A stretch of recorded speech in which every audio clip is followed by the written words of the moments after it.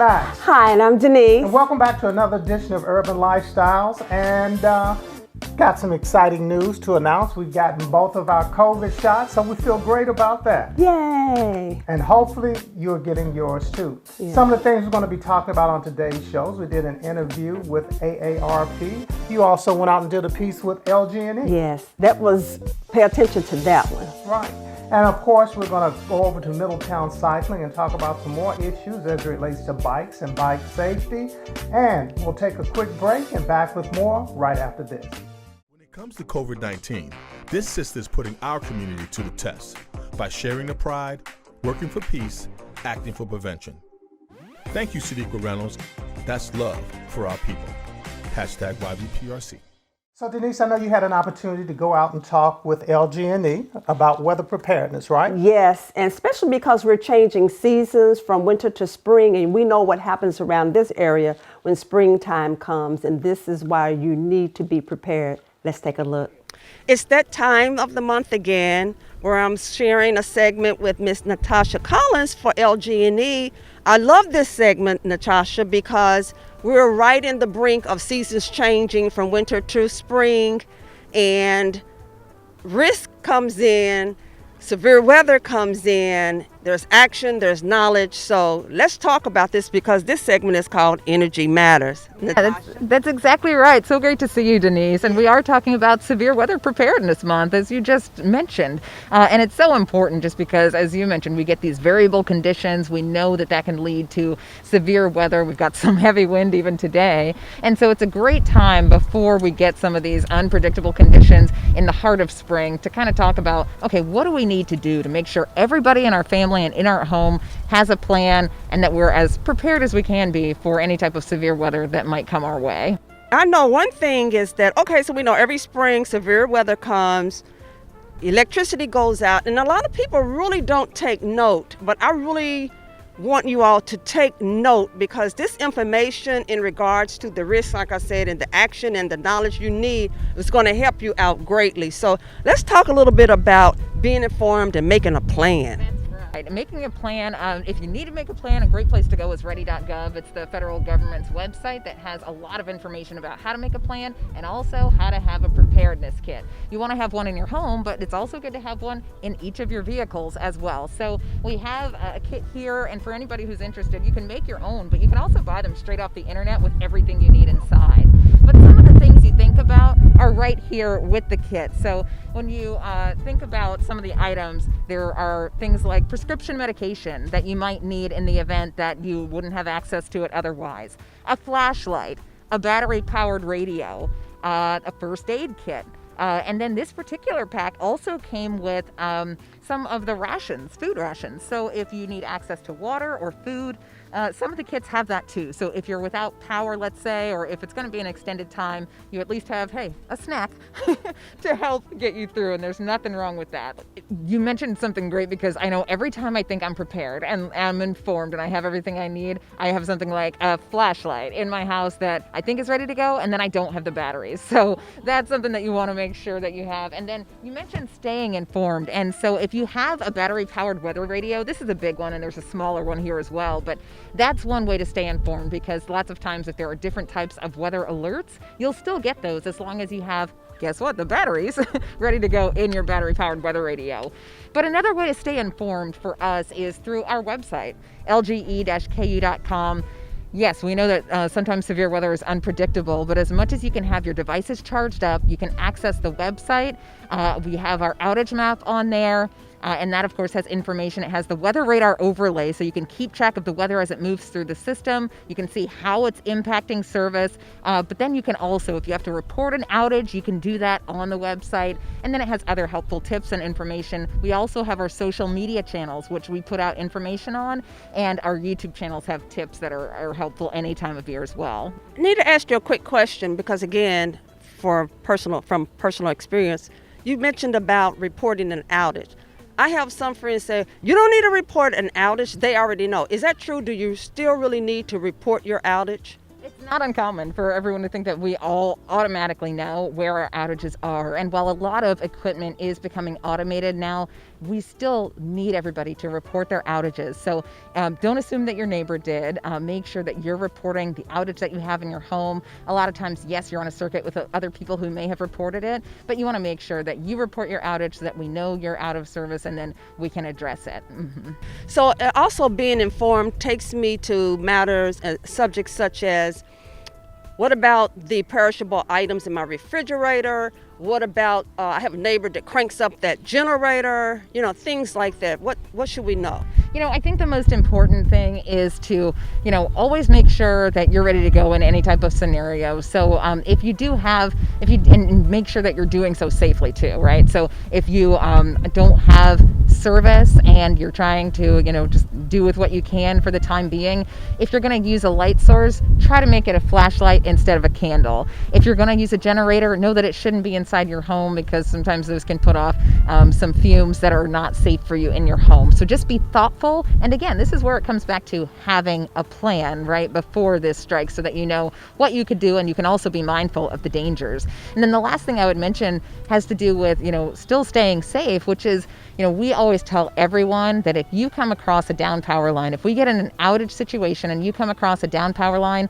always assume it's an energized line. Stay away from it. Don't touch it. Call us. Our number is 502-589-1444, and that's where you can report that wire down, and we can have somebody come.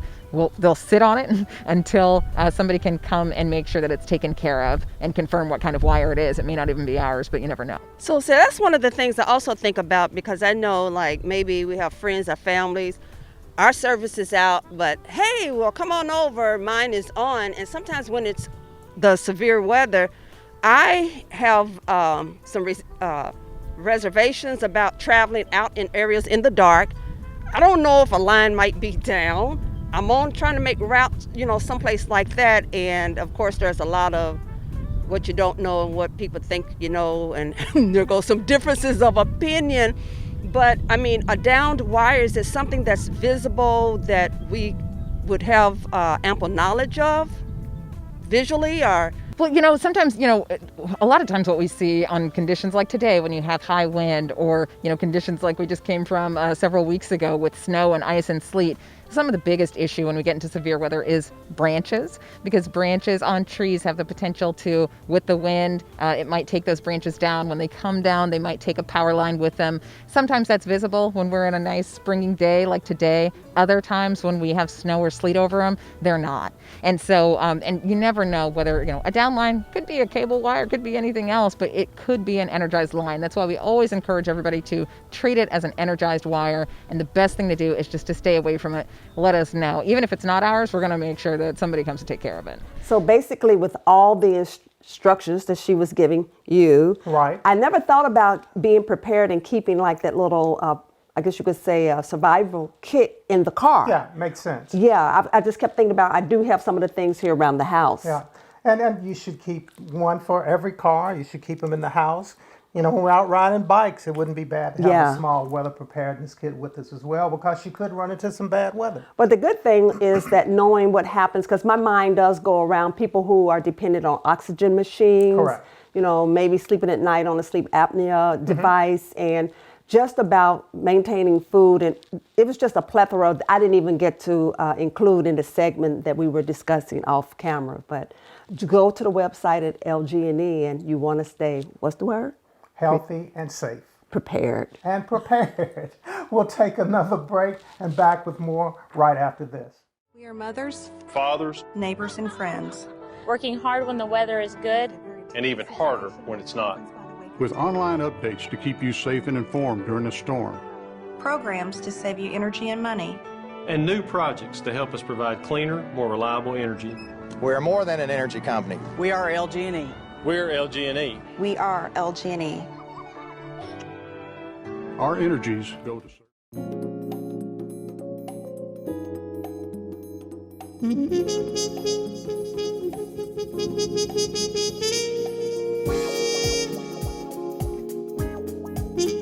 Breonna Taylor. Long before former Louisville EMT Breonna Taylor became a hashtag a rallying cry for justice, and the smiling face on refrigerator magnets and billboards, she was a big sister who snuggled in bed with her little sister watching scary movies. She will forever be known as a 26-year-old African-American woman who was fatally shot in her Louisville, Kentucky apartment on March 13, 2020, when white plainclothes officers of the Louisville Metro Police Department forced entry into her apartment as a part of an investigation into drug dealing operations. The officers fired 32 shots into Breonna Taylor's home, and she was hit by 6 bullets and died. According to police, Taylor's home was never searched. Breonna's senseless death was pivotal in the creation of the national movement Black Lives Matter.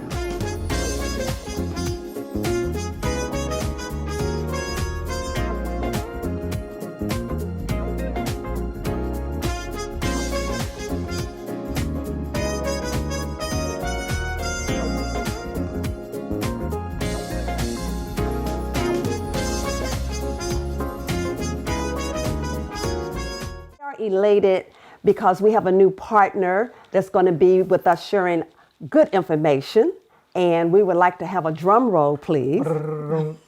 And that is going to be with AARP. Happy to announce another new segment that we have on urban lifestyles, and it's a partnership that we have with AARP. We're going to be bringing about things that are of interest from the baby boomers generation, and of course the perfect partner for that is AARP. We're here with 2 representatives that are volunteers, Jackie White and Charles Williams.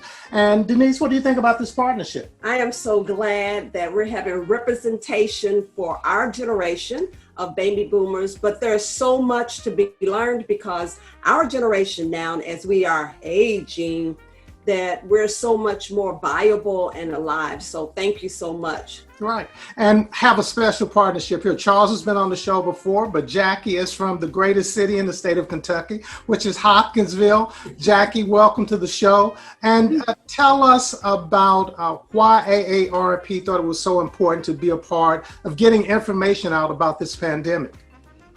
Well, we all know how important the vaccinations are as far as the population of the whole world. But in the United States, the seniors, especially the ones in the nursing homes, have seen a lot of deaths and illness coming from COVID. And AARP recognized very early that one of the biggest issues we had was at the nursing homes. So we have focused on nursing homes from the beginning of the year, and we are moving sort of down in age now as the government plan is moving down in age to younger and younger. Of course, AARP members typically start at 50 plus. Well, Charles, I'll direct this to you. Were you surprised that the attitude in regards to embracing getting the vaccine was so much more robust with seniors than it has been with the younger adult generation? As a matter of fact, I was. I think there, of course, was a lot of skepticism. Initially, the word coming down from the top was, this is nothing to worry about. This is just a simple flu, so on and so on. But immediately, those of us in our generation are familiar with the elimination of smallpox and the vaccines that we got as kids before we started school.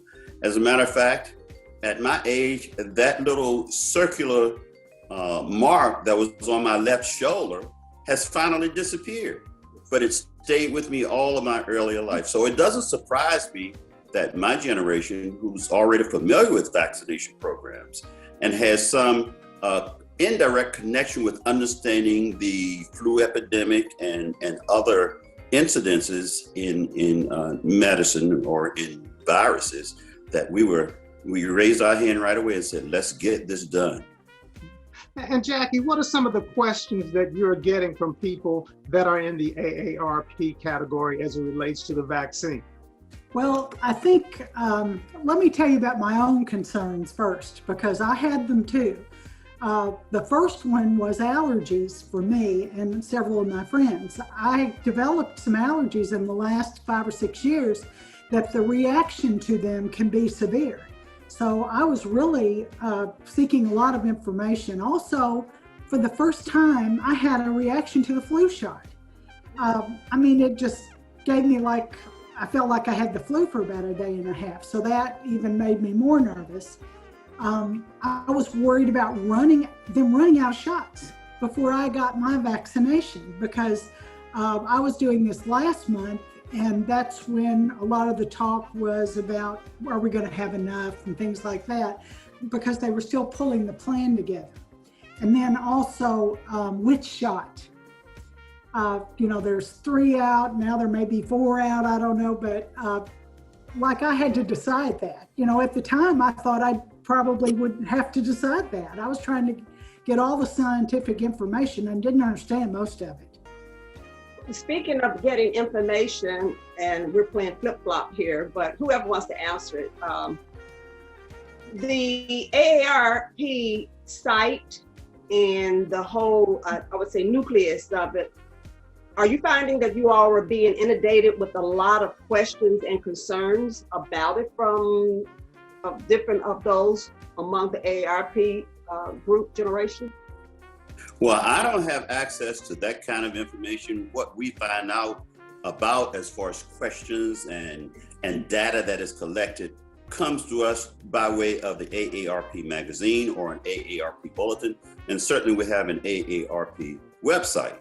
But for individuals who want information about vaccines and where they can get them, I'll give you a website address. It is aarp.org/KY vaccine. That's aarp.org/KY vaccine. Why do you think that it's so important for people that are 50 plus to be involved with AARP? Jackie, you want to take that or? Sure. Again, speaking for myself, I was retired, and I think the number one thing it does is AARP gives you a way to give back if you want to be a volunteer. And they do a little bit of everything. They're involved in major programs and events. And then we, as a group in Kentucky or in Louisville, we come up with things that are needed in the community. A lot of it's a lot of fun. It always makes you feel good when you do it. And we learn as we do it. We have learned how to do a lot of these video platforms by doing events. And we're involved in a lot of different things that you wouldn't think about AARP being involved in. For example, last year I worked on the census as part of AARP on the committee that was the aging committee. And I've done things with colleges. Right now, Charles and I are working on a lifelong learning project, Kentucky Comebackers. And I could name all kinds of things. We do lots and lots of events. Charles, do you have any you want to talk about? Well, to show you that we're even going beyond the 50 plus, Jackie and I have been involved in something called Future Cities. It is a program that is a national program where kids in the 6th, 7th, and 8th grade categories put together a project based on a scenario that is given to them by adults. Each year there's a different theme. This year's theme was develop a city on the moon. So the kids had to research the moon, and then they had to put together a model with moving parts and write essays and do video presentation. It's just a great experience. But when Jackie and I enter into it and we read the essays and we review the videos and we listen to the kids talk about all of the exciting things that they're going to be a part of, we want to help them understand the importance of the designs that they're making are for them because they're designs into the future. Right. So when you look at the seniors and their moms and pops and grandparents today and see the challenges, the physical challenges they're facing, their design should incorporate that. And that's coming directly from the perspective of AARP of saying, understand that you too will be a senior and prepare for that. It was great having an opportunity, first of all, Thanks again, AARP, for coming on board. I think they're going to bring us valuable information every month. And, the discussion just really, talking about why it's so important for people that are in the senior category and really any category, getting out there, getting your shots. Yes, because being able to, as Jackie said, to hug her grandchildren, to go visit, and I look at it as a shield of protection with us. And we were discussing before we had the interview about when we were young in our generation and taking vaccines. And I can remember the vaccine for the polio with the little sugar cube, and everybody lined up and got that vaccine so you could be protected. Right, and then the other shot that left a little... the mark, and that's what Charles was saying. His has since disappeared. But at the end of the day, I think the most important takeaway is that everybody, when you have the opportunity, make sure that you take the shot, take the vaccine. Stay safe, stay protected. You're correct. We'll take another break and back with more right after this. Hey! Hi! It's time to crack an egg. Easy, any style egg works here. Or smile. Well done, this looks great. Time to share a story. I have a great way to start our discussion. With old friends or new ones. When you're a caregiver. Time to breathe in. And pal up. Good job. Then let it all out. It's never been easier to connect, learn, and have fun. Cheers! So let's do it together. Come find us at aarp.org/near-you. B96.5, your man Nick Cannon is in the building and we taking over. We gonna be wildin' every morning. About to have some fun, y'all. Let's go up! Press another move. Locking in to the Nick Cannon Morning Show, 6 to 10 on B96. I say it every week that we're getting closer and closer to this ideal weather for getting out and riding your bikes. And it's going to be at the point where, we hit 60 and we don't go back down to 40. We'll continue to see the rise in temperatures. So we're going to go over to Middletown Cycling and check in with them. Well, we're back with Middletown Cycling at their newest location, which is at Bardstown Road, directly behind the Sullivan's Bakery. I'm back here with Nira, and you've got some fantastic things we're going to be talking about today, and that is electric bikes.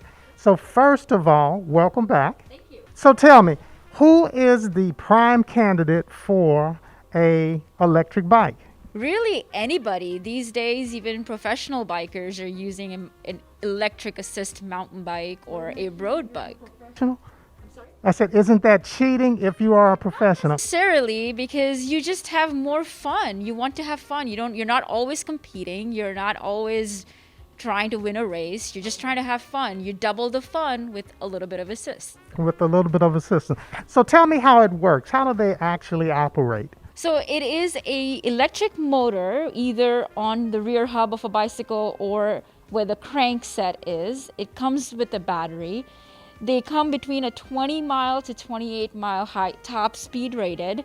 And it's basically the more you pedal, the more it assists you. So you're never using a throttle per se. You are still continuing to exercise, but it gives you that little extra push you might need, sometimes going over a hill, climbing up a hill, or just if your knees are kind of given up, it just gives you that little extra bit of push to get you up there. Okay, and I'm looking here, you've got 4 different types of bikes. So tell me what's the difference in them, and somebody that's just starting out, what's a good entry level and what they should be looking for? Basically, the components of an electric bike obviously is going to be the manufacturing build of the bike itself, plus the motor that's in there and the battery. The 3 top contenders as far as battery or motors are concerned is like Bosch, Yamaha, Shimano, and those are the 3 main bigger electric motor companies that you'll find on a very nicely made electric bike. The other things that to kind of give you a little bit of input is the step-through variety, the more athletic kind that comes with a little bit of a suspension fork here. And just a regular athletic bike, that will help you you don't have to be of a certain demographic to have a bike like that. We also have the women's version over there. It kind of makes it look nice and fancy, a bit of a design in there. But typically, you need something that has the 3 above mentioned motors that I mentioned earlier to look for. Also, just the quality, the name of the bicycle. There are so many online brands out there. But buying it from a dealer, you get the warranties of the manufacturer. We're here to help you out if something goes wrong with the bike. or the motor or the battery. So you have that backup from a bike shop when you buy from a bike shop. So when you're looking at an electric bike, how long does your charge last? And I'm assuming that's the right term. Absolutely, and a very good question. So all of these electric assist bikes come with different modes. There's an economy mode, there's a sport mode, there's a turbo mode. The higher the mode, the less the battery is going to last, so less of a charge. These bicycles can also, the electric assist can actually be turned off. So places where it's flat and you don't really need the assist, you can completely turn it off, save on your battery, and then when you want that extra push, you can turn it back on. Between 35 and 75 miles is typically what we recommend. And that's about as long as I want to ride. So also when you're looking at the bike, the frames, they're a little bit more robust, they're a little larger. Now, will they always have to be larger to accommodate the motor, or can they be in some of the more streamlined frames as well? Absolutely, and this is why there is such a variety. If you notice, some of these batteries are in the rear over there, and some of the batteries are all integrated over there. So it really doesn't matter how the performance is. It's whatever style you need, there is an option out there for you. So if you've got a family and they want to come in and make that purchase and get all the family on electric bikes for this coming spring, summer, what are you going to direct them to? Novice riders. And it's not like, for example, this particular bike here, just because it's a step through doesn't mean it's only for a female rider. Okay. It's for anybody that has, say, a slightly of a hip problem and they can't, swing their leg around the bike. So these are what they call like a unisex bike. It doesn't necessarily have to belong to female, male. So something like this, I would recommend for for a family that wants to just ride together. This is one of a good option right here. You can also really mix match really and go from there. So really select the bike that you like and are comfortable on, test ride it outside. It will still give you the same kind of assist, and you can still cruise together and not fall behind. The motorized bikes, that's a game changer. That's all I'm gonna say. So if you haven't ridden one, make sure you stop at one of their 3 locations and try one out. It is a lot of fun. It is. It takes all of the objections away from bike riding because it's just so simple. You know what? I think that's our show. Oh, and that's our time. And we'll see you back here next time on Urban Lifestyles. Stay safe. Bye-bye. Bye.